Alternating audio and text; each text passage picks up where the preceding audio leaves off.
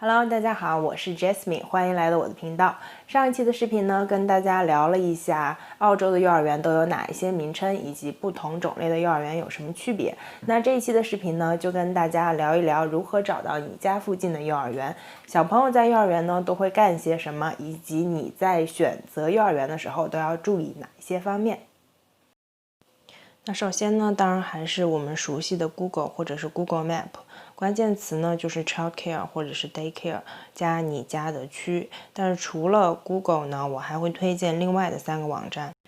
那我们首先来看到的呢是 Childcare Finder 这个网站，那它呢，你在上面呢就可以选择你想要找的幼儿园的类型，比如说你想要选 Central Based Daycare， 也就是 Long Daycare 的话，你就勾这一个，然后输入你们家的邮编，就可以找到对应的有哪一些幼儿园。那当然呢，在这个接下去的这个页面上呢，你就可以看到有哪些是依旧有空位的，以及他们的电话呀、地址啊等一些信息。那如果你家附近的幼儿园呢，你都没有喜欢的，或者是没有空位的话，那你还可以更改一下距离来找到更多的选项。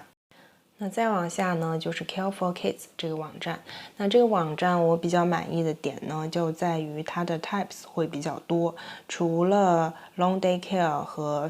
preschool 之外呢，还有其他的一些选项，比如说是 before or after school care， 比如说 nanny， 比如说 babysitter。甚至还会有 OPEL 这个选项。那这个的意思就是说，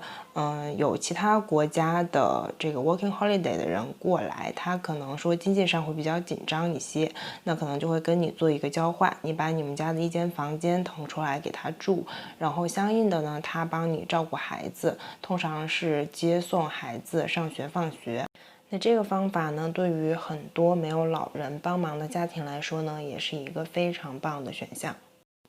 那再下来呢，就是 Studying Blocks 这个网站。那对于这个网站呢，也是类似的操作。那我会参考的一个点就是它上面有从7个方面对于一个幼儿园的评级。那这个评级呢，我个人认为也只是一个参考。我也知道很多很好的幼儿园，它的评级没有说个个都特别好，也有一些非常差的幼儿园，但是它的评级也是不错的。所以呢，只是大概看一下，不要出现特别不好的情况就可以了。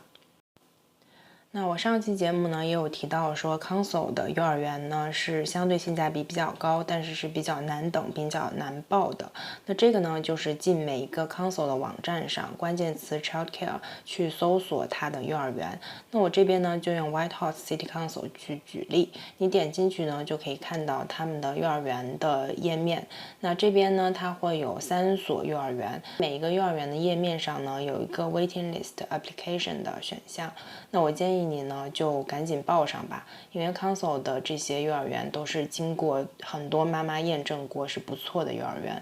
OK， 那我们知道怎么去找幼儿园之后呢，下一步我们要解决的就是怎么去选择幼儿园。那除了 Council 的幼儿园呢，是你知道怀孕之后就要去报名的。那其他的幼儿园呢都不用提前那么长时间去报名。我自己呢其实就是怀孕的时候去考察过非常多家的幼儿园，但是后面当我真正要送小朋友进去的时候呢，我会发现很多幼儿园它其实并没有给我留位置，所以这个时候呢我送不进去，我又要继续的去找其他的幼儿园，然后去考察。那所以我这边建议呢，你提前大概2-3个月去考察其实就够了。需要考量的因素呢，我在这边列了6点，前面3点呢是硬性的条件，后面3点是软性的条件。那首先第一点呢，当然就是 location 了。那如果这一家幼儿园离你家是步行可及的，那肯定是最好的，因为老人接送孩子就会比较方便。如果不是的话，那我也建议你自己亲自去考察一下，看看是不是好停车。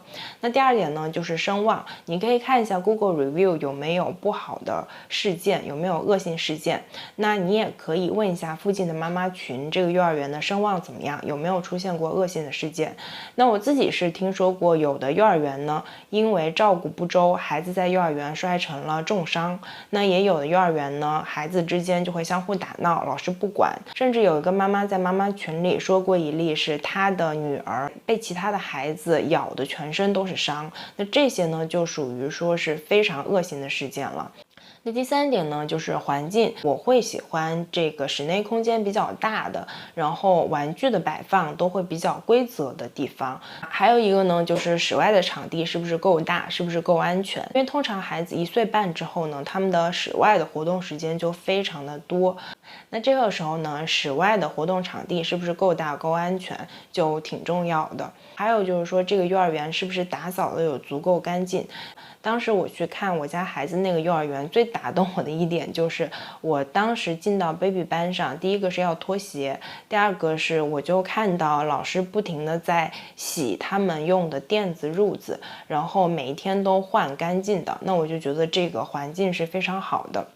还有就是分班是不是明确？我自己之前去过一家幼儿园，它的大孩子和小孩子是在一起玩的，那这个呢，我就会觉得非常的不好，因为有一些孩子他可能4岁、5岁了，那他如果再跟1、2岁的孩子玩呢，他有一些冲撞性的动作，就会把1、2岁的孩子会绊倒。这个时候如果老师又没有看牢的话，那是非常不好的。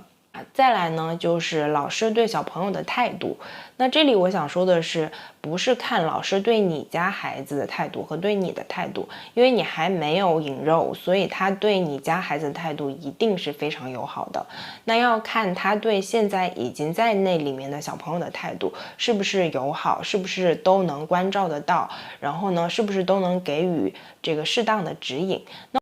那我这边说的是否对小朋友有一个正确的引导呢？就是指首先老师会不会在孩子玩到一些危险东西的时候去严肃的提醒孩子规避掉危险。那孩子在自己玩玩具的时候，老师有没有去语言上的引导？比如说孩子拿着一个碗，拿着一个勺，那老师就会用语言把他的行为形容出来。这个时候呢，孩子就会学习到。那包括说老师会不会教孩子怎么样去表达他的行为，怎么样去表达他的感受，那这些呢都反映了这个老师是不是对孩子有耐心，是不是喜欢孩子。那如果是发自内心的喜欢孩子，你能明显的感觉出来他对孩子是非常有爱的。其实我觉得这个很多时候就是跟幼儿园的 training 和幼儿园的氛围有关。你会发现在有一些幼儿园，他可能几乎所有的老师对孩子都不怎么有耐心，但是在有一些幼儿园呢，你就会发现所有的老师都是特别有爱的。那这个时候呢，你就可以很放心的把孩子呢交给这些幼儿园的老师。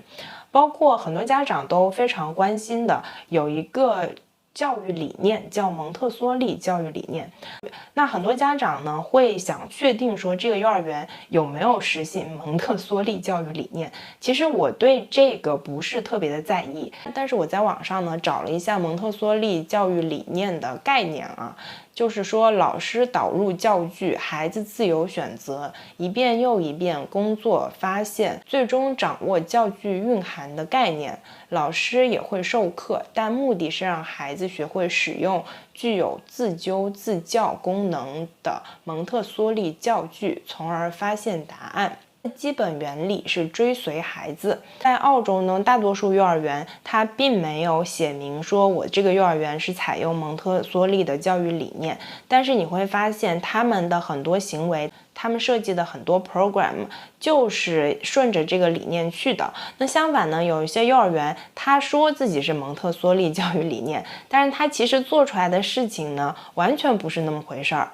那再来下面一点呢，就是我刚刚提到的 program 的设置。这个呢你可以在去幼儿园 orientation 或者是 visitor 的时候看到，幼儿园的墙上呢通常会贴满孩子们的照片，就是他们做了哪些活动，然后有很多呢包括会贴我做这个活动的目的是什么，增强了孩子的什么什么能力。那最后一点呢，就是你去幼儿园参观的时候，你自己和孩子的感受，特别是孩子的感受，这个时候呢真的要相信你和孩子的第六感。那最后呢，我想说无论你是选择了哪一个幼儿园，都不是说你从0岁到5岁就一定要上那个幼儿园的。当你觉得有一些不好的状况发生，或者有一些恶性事件发生的话，你可以毫不犹豫的转幼儿园。澳洲的幼儿园呢，既没有学区房的说法，也没有学籍的说法，所以呢，妈妈们也不要为这个事情太过焦虑，或者是太过纠结，反正随时都是可以换的嘛。那今天的话题呢，我们就聊到这里啦。那关于澳洲的幼儿园呢，如果你有其他的问题或者其他的什么话想跟我说的呢，欢迎你在视频的下方给我留言。还有别忘了点赞、订阅、点击小铃铛，这样就不会错过我后面的视频了。那我们下期再见喽，拜拜。